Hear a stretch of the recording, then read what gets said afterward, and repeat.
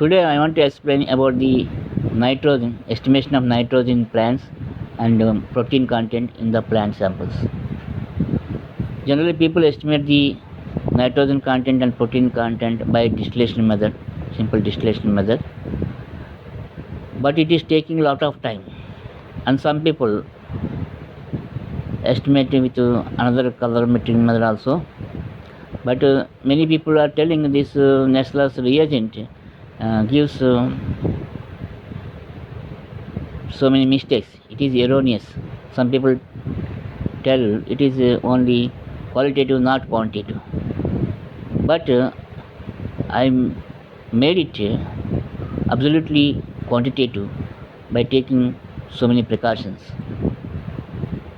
Here, first time I noticed this colorimetric test in Ogle's textbook. They try to estimate the nitrogen quantitatively. They gave procedure,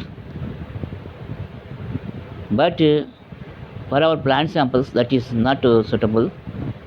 It is suitable only, but we have to make some modifications because our plant sample is having acidity. Because we digest the sample with concentrated sulfuric acid, first we have to neutralize that sample, and how much sample we have to take. These are the things we have to keep in the mind. Here, in a higher concentration, we don't get nitrogen, accurate nitrogen measurement.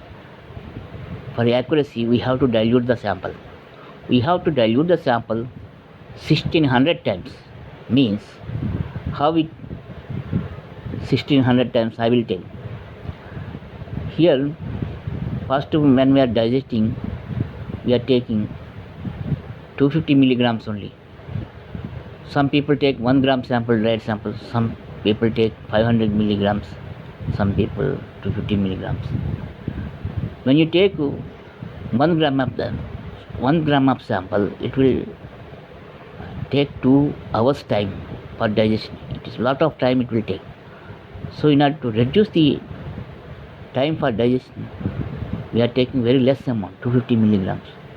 Then we can complete the digestion within 45 minutes. So here already we reduced the sample size.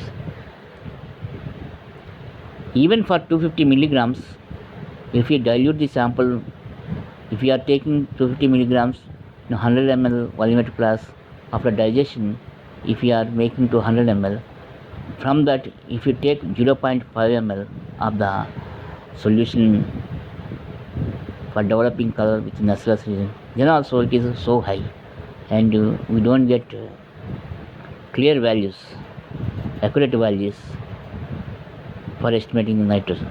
So we have to dilute the samples.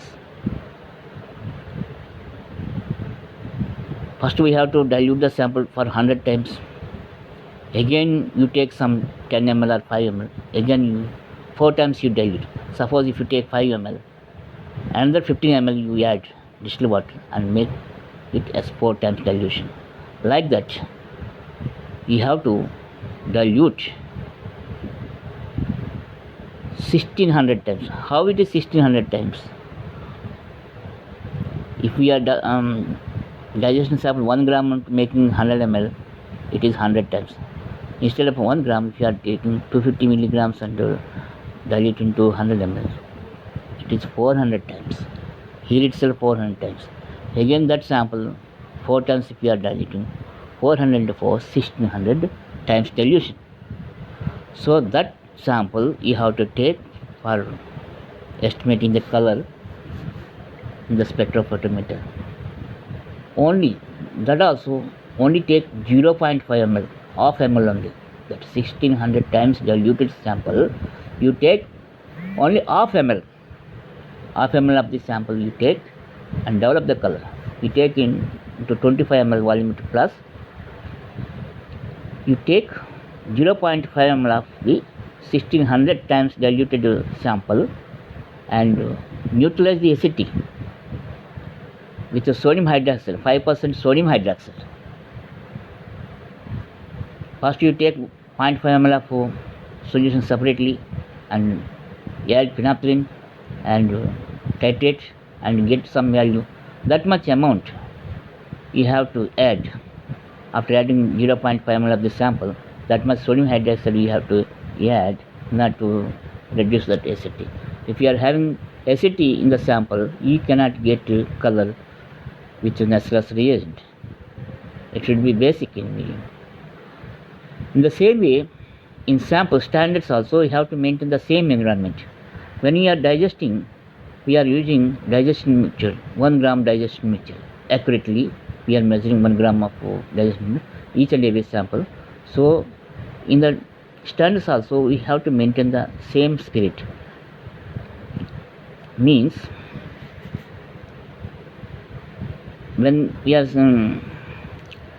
that 1 gram of copper sulfate digestion mixture, potassium sulfate, copper sulfate digestion mixture, it will be diluted 100 times 1 gram, and again 4 times it will be diluted.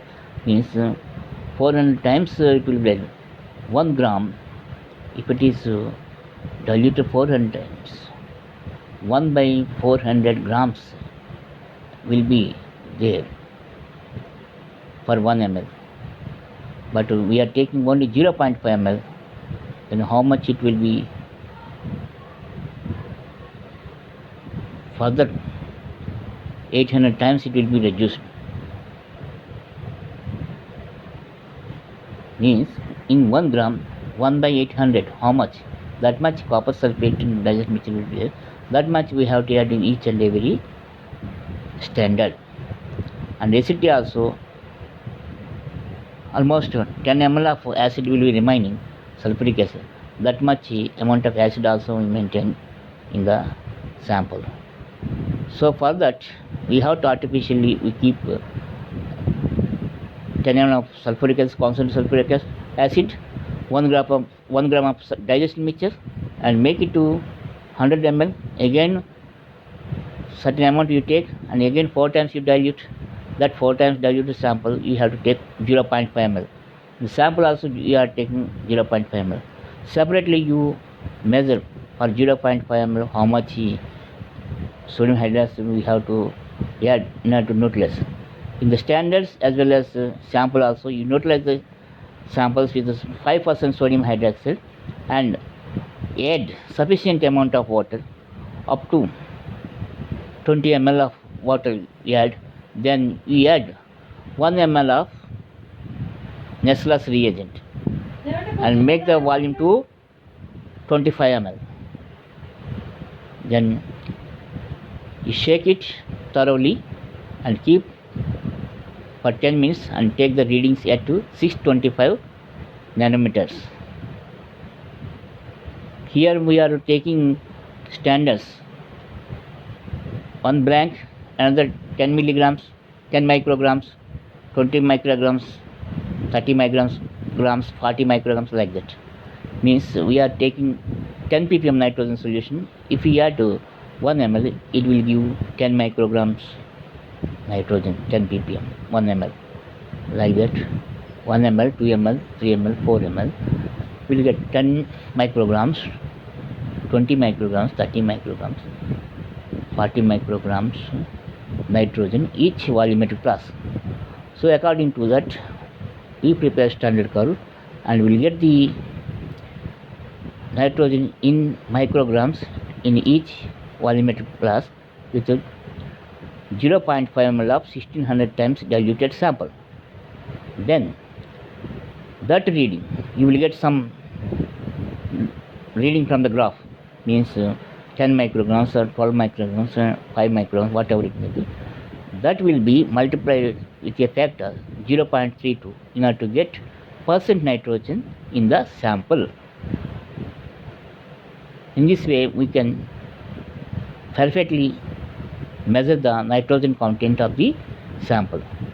After measuring the nitrogen concentration, you multiply that nitrogen percent with 6.25, it will give protein content in the sample. This how we should measure the nitrogen and protein content in the sample by using Nessler's reagent.